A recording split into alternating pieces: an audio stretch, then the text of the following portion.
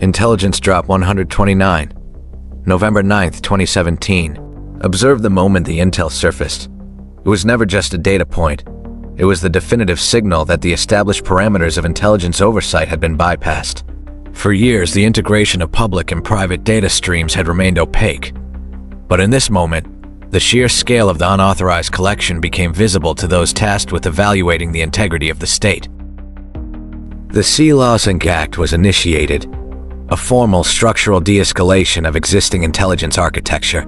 This was not a simple erasure of files, but a surgical audit of a signals intelligence framework that had operated in the shadows for decades. The mission was to identify every residual unauthorized access point, every backdoor within the national network that had allowed for clandestine data exfiltration. The operational pivot began here. The priority was the isolation of these unauthorized nodes, specifically preventing traffic from being siphoned away through secondary, covert relays. These relays were designed to keep the agency's activity hidden from the eyes of traditional legislative committees, effectively shielding operations from any meaningful form of public or congressional review. The systematic tracing of no such agency, NSA operations reached its conclusion. The handshake was secured, and the data was successfully rerouted. What had been a private stream of information was now being directed to an audited, forensic environment, a facility designed for verification rather than secret, unaccountable collection. A new standard was established.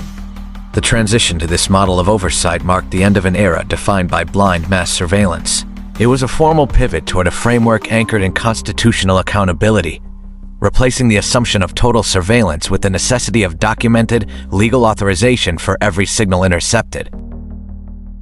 The old system of unchecked power had finally fractured under the weight of its own lack of transparency.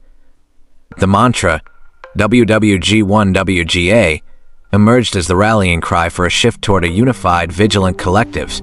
For the first time in a generation, the outlook for institutional integrity, the restoration of the balance between security and liberty, was finally, definitively, resolute.